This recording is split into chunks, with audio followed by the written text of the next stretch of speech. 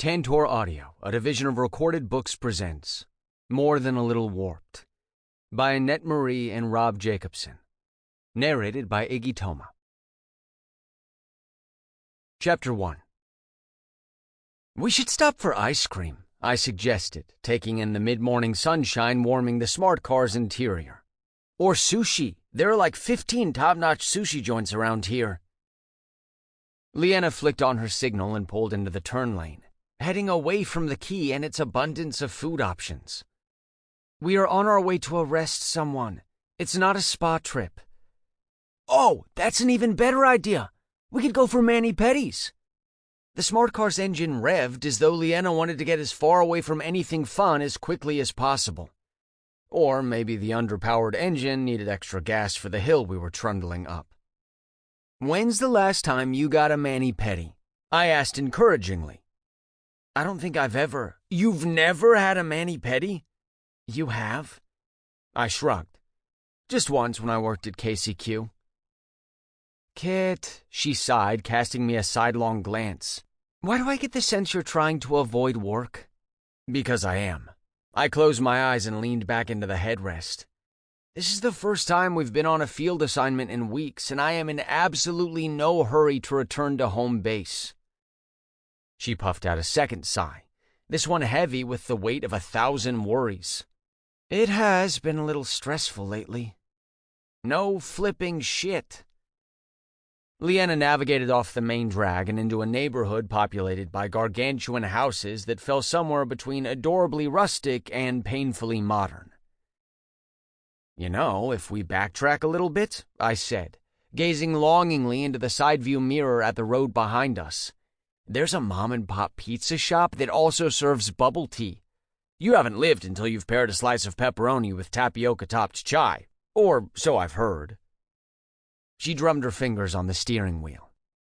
Let's arrest our bad guy, then we can discuss food. Bad is an overstatement, don't you think? He's a repeat offender. He's a repeat thief, not a serial killer. And this is his third stint with a rehab guild. Despite its name, a rehab guild wasn't for magically addicted mythics. The MPD didn't have the manpower, patience, or desire to run a real prison system, so all offenders deemed reasonably capable of returning to society were dumped at specially licensed guilds for rehabilitation. It was basically a beefed-up parole system. Before my forced employment with the magical police, I hadn't known rehab guilds existed.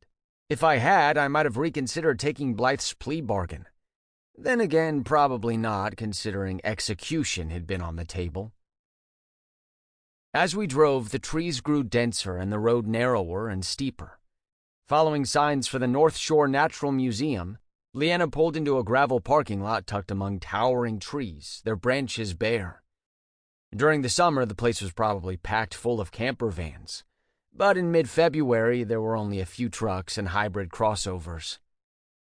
Is this an outdoor adventure guild? I asked. Mountain guides and magery? Leanna pulled the smart car into a ludicrously narrow parking spot between two vehicles. Did you miss the sign? The Natural History Museum is the guild? I opened my door and shimmied out between our glorified Hot Wheels and a jacked-up truck. Does that mean they have dinosaur bones and cool shit like that? She swung her satchel over her shoulder. More like taxidermied squirrels. Lame. We crossed the cracked asphalt toward a small log building pretending to be a museum. The rugged exterior gave off major lumberjack cabin vibes. Agent Cutter would friggin' love this place, I muttered as I opened the door.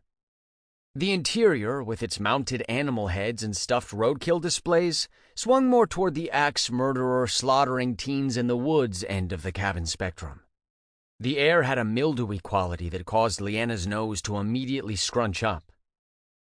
She squinted at a beady-eyed weasel in a glass display case. I'm starting to regret taking this assignment.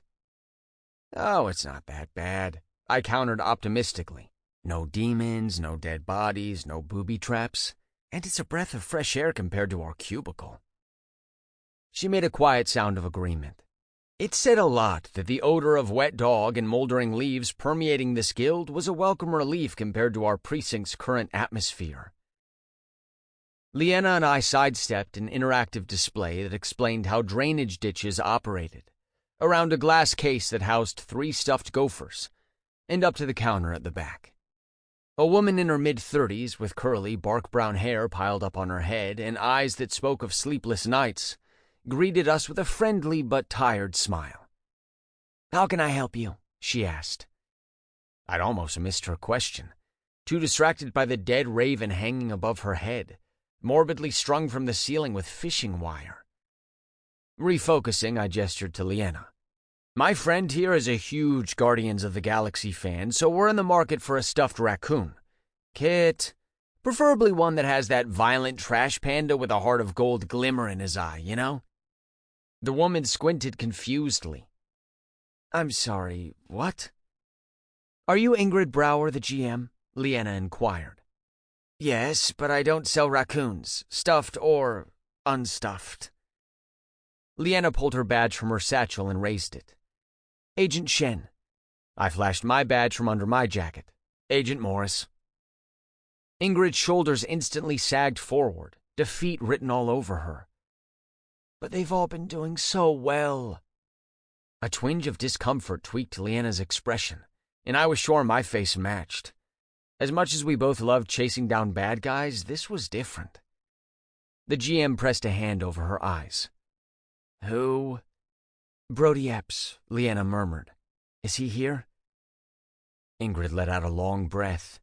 She clearly cared about her parolees, and knew we wouldn't be here unless one of them had messed up big time. She gestured for us to follow her toward the back exit.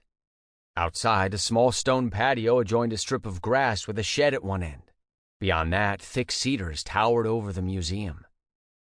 A scrawny guy in a plaid jacket and backward baseball cap was unloading a lawnmower from the shed. Chin-length chestnut hair was tucked behind his ears, and a chunky black bracelet clung to his left wrist. That was our man, Brody Epps. 26 years old, born and raised on the West Coast. A sorcerer with no formal training and compulsively sticky fingers. He'd been bouncing in and out of the Vancouver MPD holding cells since he was 16. "Brody," Ingrid called, reluctance weighing down her voice. "Can you come over here?" He looked toward us, and though Leanna and I didn't scream authority figures, he knew what was up. His eyes immediately flicked to a deer path cutting through the trees.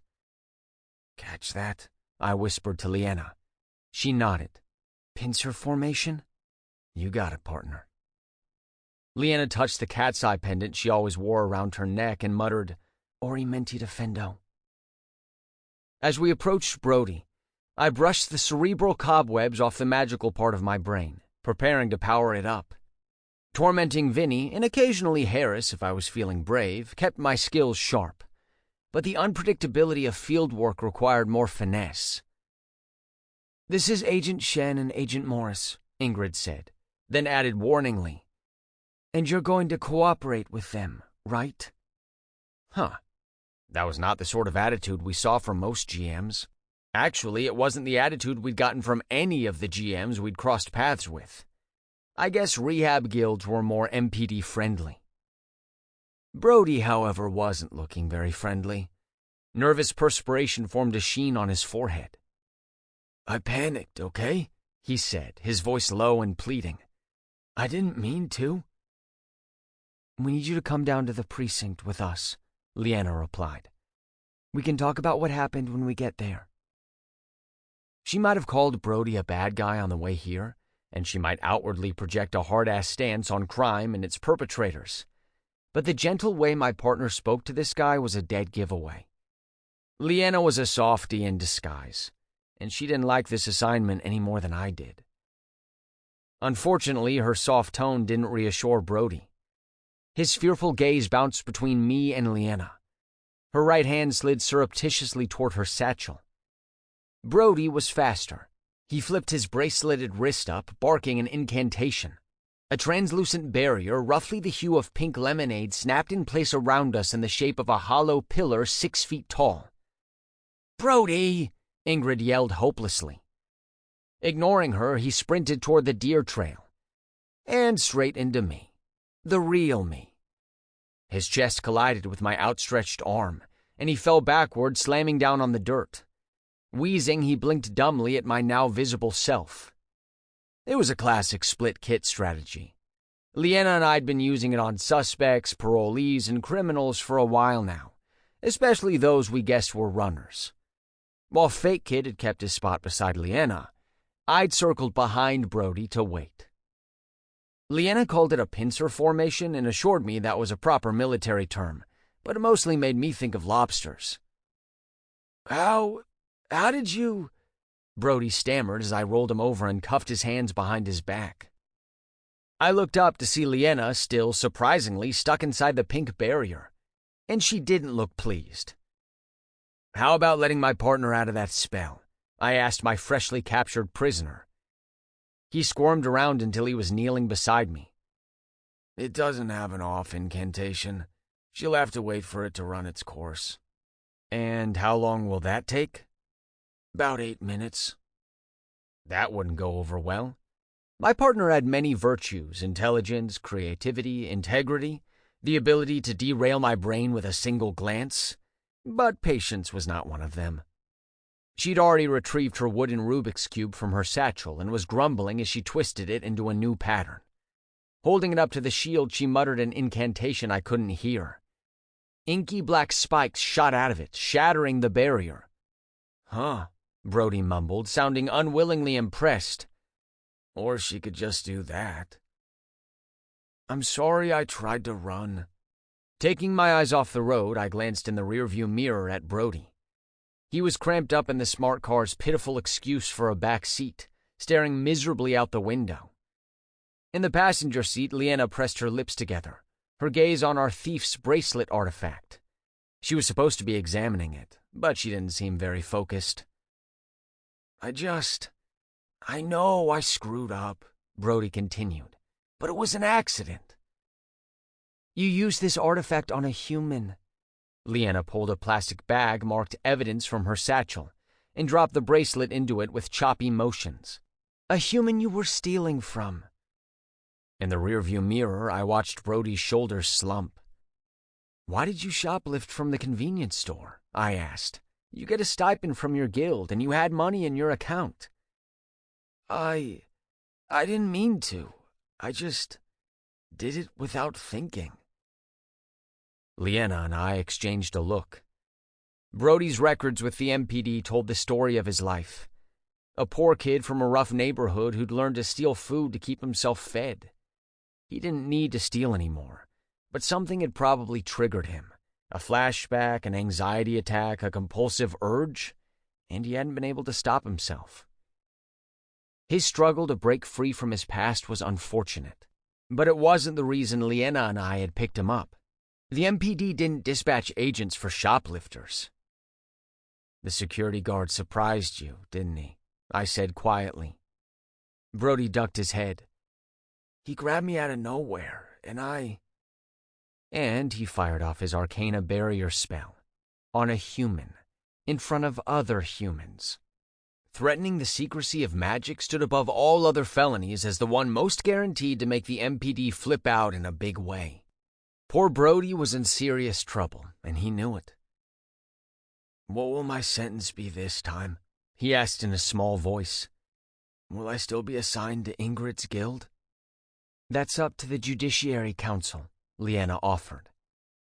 In the mirror, I saw Brody cringe at the mention of those fossilized dispensers of punishment. Leanna held up the evidence bag where Brody could see it. This artifact is quite good. Did you make it? Inherited it, Brody mumbled. It was my dad's. Found it in his stuff after he died. She winced. Clearly she'd been trying to distract Brody with something less unpleasant than his date with the Judiciary Council. Instead, she'd reminded him of his dead dad. Was he an orphan like me? If he started quoting Cool Hand Luke, it'd be like looking in a goddamn mirror. I mean, I was looking in a mirror. I had to in order to see him from my position behind the steering wheel. But my point stood. Brody was a couple of years older than me, but our paths weren't that different. Actually, he was probably doing better than me, considering I'd been neck-deep in a criminal guild not too long ago, whereas he was in a rehab guild and trying to better himself. If a certain precinct captain with the humor of an undead tiger hadn't given me a second chance as Magipol's newest recruit, where would I be now? At the precinct, Leanna and I escorted Brody through the intake process, trying to be as reassuring as we could without outright lying about his prospects, before heading to our shared cubicle to complete the accompanying paperwork. "Do you think they'll go easy on him?" I asked as Leanna hit submit on the forms. Her teeth tugged across her lower lip. Her silence was answer enough, and I couldn't help but groan. Could this day get any worse? The intercom system chimed, and a female voice droned from the speakers. "Agent Leanna Shen, Agent Kit Morris.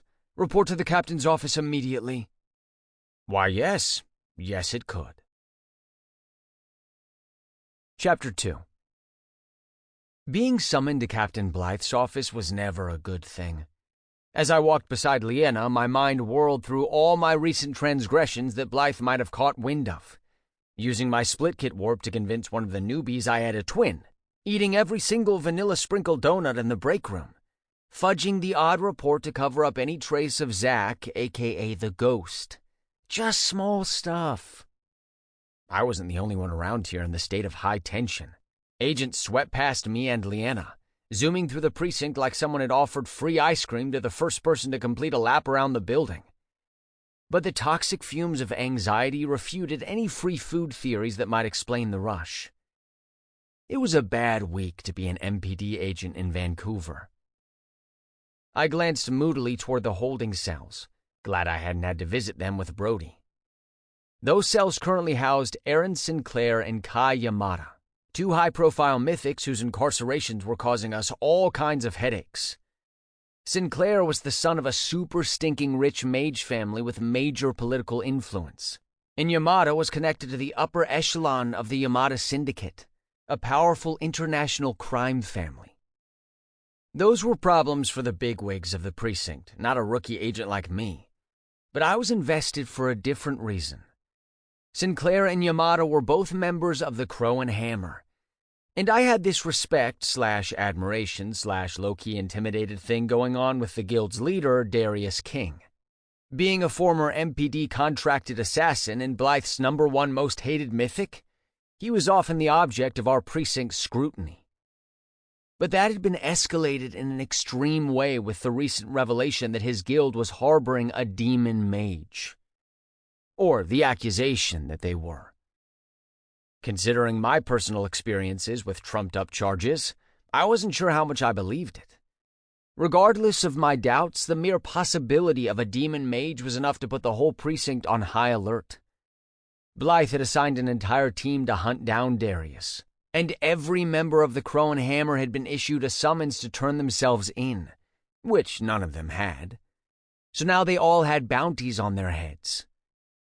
So far, just Sinclair and Yamada had been captured, but it was only a matter of time.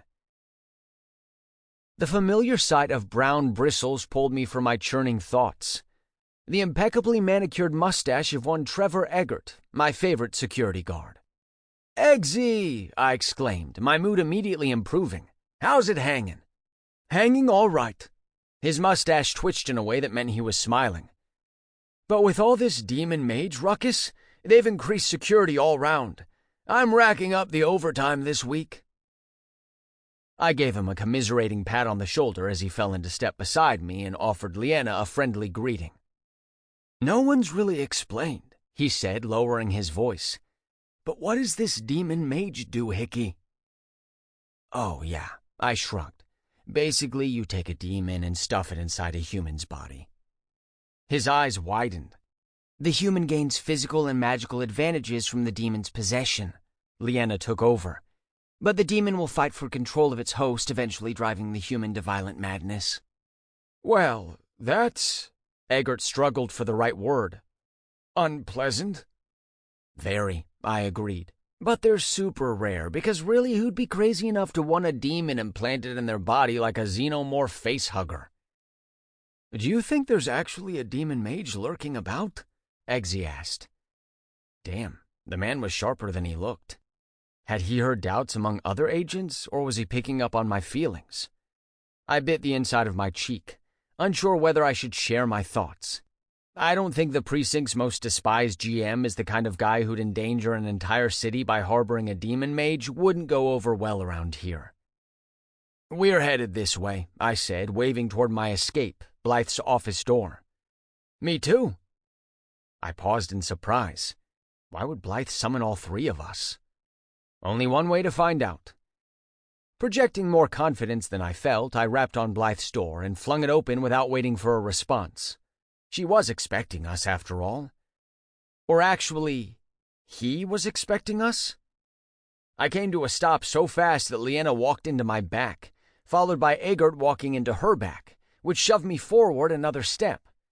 The three of us stumbled cartoonishly into the office, all gaping at the man sitting in Captain Blythe's chair. "Kaiser?" I blurted. "Agent Söze," the man corrected. "Close the door." I hadn't forgotten his name, though I'd only spoken to him once. The dead-eyed internal affairs cretin had been skulking around the precinct for a few weeks, usually seen shadowing Blythe to her ever-increasing fury. "Where's the captain?" I asked. Söze gave me a smile that vaguely resembled that of a predatory amphibian. "Take a seat, agents." With a wordless glance at Leanna and Eggert, I sank into a chair in front of the desk. Leanna took the second seat, and Eggert stood behind us. I studied the man across the desk. Tall, thin, kind of bland with a long face. He wasn't remarkable at first glance, but something about his mannerisms felt uncomfortably damp. Like a half-rotten eel swimming through a polluted gutter on a rainy winter night. "Do you know why I've called the three of you in?" he asked. I raised an eyebrow. "You got lost on your way to your own desk and need directions?" He stared at me for several uncomfortable seconds. His eyes were utterly devoid of feeling, as though a black hole in his sinuses had sucked out all the emotion from his face. Maybe I shouldn't snark this guy. I didn't know how much authority he had. He tapped a long, bony finger on the folders in front of him. "All three of you joined this precinct at approximately the same time, all under unique circumstances. And my understanding is that Captain Blythe personally arranged each of your employment contracts." Were we supposed to defend that? What was his point? "Let's start with you, Mr. Eggert," he continued. "What is your magic class?"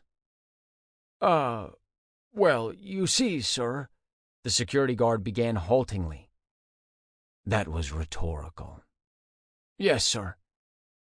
"I understand you were peripherally involved in the execution of an MPD-issued bounty, and subsequently exposed to magic and elements of the mythic community." Peripherally? That was a douchey way of saying that magicless Trevor Eggert had held his own in a battle with a gang of rogues, wielding nothing but his baton and his unflappable attitude. "And Captain Blythe," Söze continued, "determined that the best solution to this problem was to hand you a salary as a means of buying your silence. Is that an accurate summary of the situation?" "Well, now, the captain wasn't buying my silence," Eggert countered. "So you violated the NDA you signed?" "No." The security guard shifted uneasily. "I just mean that—" "I've nothing against humans," Söze interrupted. "But I find it both absurd and distasteful for an unqualified human to hold a job at the MPD that should be held by one of our own." I glanced sideways at Leanna, whose jaw was clenched tight enough to crack a molar. She was probably thinking the same thing as me. The only distasteful thing around here was every syllable coming out of Agent Söze's ugly mouth. "Therefore," he concluded, "Trevor Eggert, I am terminating your employment, effective immediately." A moment of stunned silence filled the office. "You can't do that," I snarled, half rising from my chair. "You aren't in charge here." "Sit down, Agent Morris." I dropped my ass back into my seat. "You can't fire him." "You seem unaware of an important fact." His patented dead stare bored into me. "I am internal affairs. I can do whatever needs to be done. My hands clenched into fists. Iggy didn't do anything wrong. His job performance isn't the issue. But a hand on my shoulder interrupted my protest. I looked up as Iggy gave me a sad smile, partially obscured by his glorious stash. "It's okay, Kit," he said quietly. "Don't you worry about me." How was he so calm? I was practically ready to fist fight Söze. "This is bullshit," I seethed. "Seriously now, I'll be just fine." He squeezed my shoulder, gave Liena a quick nod, and exited the office. I watched him go, internally reeling, then looked at my partner. Maybe she had a better handle on this situation, but she was frowning deeper than she had the night I'd made her watch Upstream Color. Her eyes flashed to mine, sharp with warning. I felt Söze's gaze press against me. "You're unusually attached to the human," he observed. The human?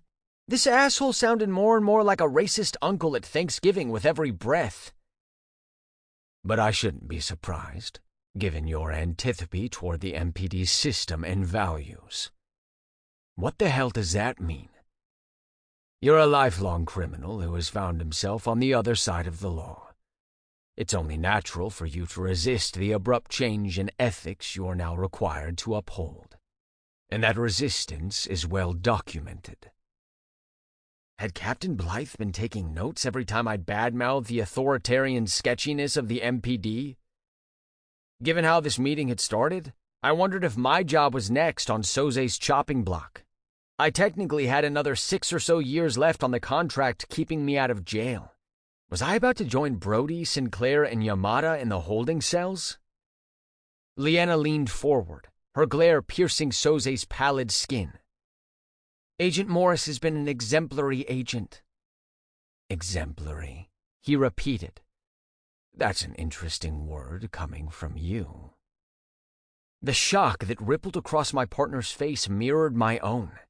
If Söze was implying that Agent Liena Shen's ethics were anything less than exemplary, he had his head so far up his ass that he could chew on his own colon.